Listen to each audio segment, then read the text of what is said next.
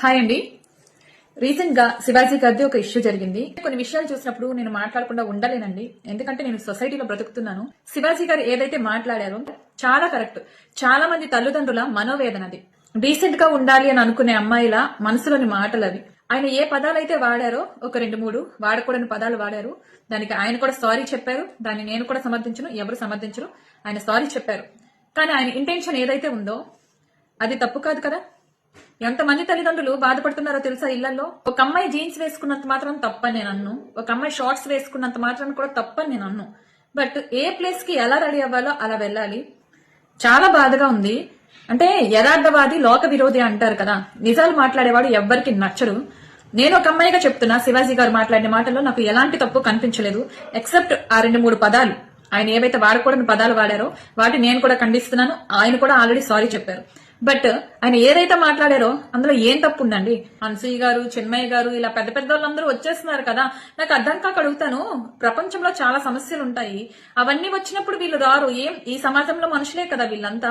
But dressing అనేసరికి ఎందుకు వస్తారో నాకు అర్థం కాదు అసలు. ఆడపిల్లల మీద ఎవరైనా ఏదైనా అఘాయిత్యం చేస్తే వీళ్ళు ఏదో న్యాయం చేసేసినట్లు వస్తారు. మరి మగపిల్లల మీద ఆడపిల్లలు పెళ్ళైన తర్వాత ఎంతమంది మొగుళ్ళని పిల్లలు చంపేయట్లేదు. అలాంటప్పుడు ఎందుకు రారు ఈ ఆడవాళ్ళు? ఎవరైనా వాళ్ళ డ్రెస్సింగ్ గురించి పాయింట్ అవుట్ చేస్తే వాళ్ళకి నచ్చదు కాబట్టి ఆయన ఏదో తప్పు మాట్లాడాడు అని ఏదో నిరూపించేద్దామని చూస్తున్నారు. ఓకే, ఆయనకి సంస్కారం ఉంది కాబట్టి తప్పు మాట్లాడానని ఆయన కూడా ఒప్పుకున్నాడు. కొన్ని పదాలు సారీ చెప్పాడు. ఇప్పుడు మీరు సారీ చెప్తారా? ఎవరికో నచ్చిన మనం వేసుకోవాల్సిన అవసరం లేదు.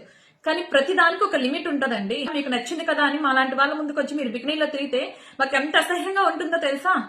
వేరే అబ్బాయిలు మా పక్కన ఉన్నప్పుడు మీరు బికినీలో కనిపిస్తే మాకు ఎలా ఉంటుందో తెలుసా, ఎంత షేమ్ గా ఫీల్ అవుతామో తెలుసా, ఎంత ఇబ్బందిగా ఫీల్ అవుతామో తెలుసా. మీరు సారీ చెప్తారా మేము బాధపడుతున్నందుకు? చెప్పగలరా? మీరు మీ బాడీ మీ ఇష్టం అన్నప్పుడు మీరు మీ ఇంట్లో ఉంచుకోండి. ఈ పాయింట్ చాలా మందికి నచ్చదు, నాకు తెలుసు. కానీ నేను ఎందుకు మాట్లాడుతున్నా అంటే, ఈ చిక్రీ సాంగ్ ఉంది కదా పెద్ది మూవీలో రామ్ చరణ్ గారిది. నేను చిరంజీవి ఫ్యాన్ ఫస్ట్ నుంచి. నాకు ఆ సాంగ్ తో ప్రాబ్లం కాదు, ఇప్పుడు ఈ జనాలతో ప్రాబ్లం అన్నమాట. అందులో లేదా సరుకు సామాను చూసాను ఉంటది కదా వర్డ్, అదేమైనా సుప్రభాతమా, అదేమైనా స్తోత్రమా? అంతమంది రీల్స్ చేసి ఫేమస్ చేశారు. ఇప్పుడు ఒక మనిషి అదే మాటను మాట్లాడితే మీకు తప్పు అనిపించింది. నిజమే, అలా మాట్లాడకూడదు. ఆయన ఒక మంచి చెప్పాడు, ఆ మంచిని మీరు తీసుకోవడం మానేసి ఆయన అనుకోకుండా నోరు జారిన పదాలను మీరు ఇక్కడ వైరల్ చేశారు చూడండి, వాటిని తీసుకున్నారు చూడండి. ఇది మీ సంస్కారం అనేది నా ఒపీనియన్. సోషల్ మీడియాలో ఈ సగం బట్టలు వేసుకొని వల్గర్ కంటెంట్ చేసే వాళ్ళ కామెంట్ సెక్షన్ మొత్తం సరుకు సామాను సరుకు సామాను సామాను సామాను సామాను.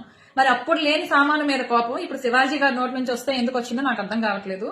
మరి ఆ సాంగ్ లో ఉండే పదాలకి మరి ఎలా ఎంజాయ్ చేశారు మీరు నాకు అర్థం కావట్లేదు. మీలో నీతి నిజాయితీ ఉంటే అన్ని దగ్గరలో ఒకేలా ఉండండి. ఓకేనా? ఒక దగ్గర అలా మాట్లాడి ఇంకో దగ్గర ఇంకోలా మాట్లాడకండి. అది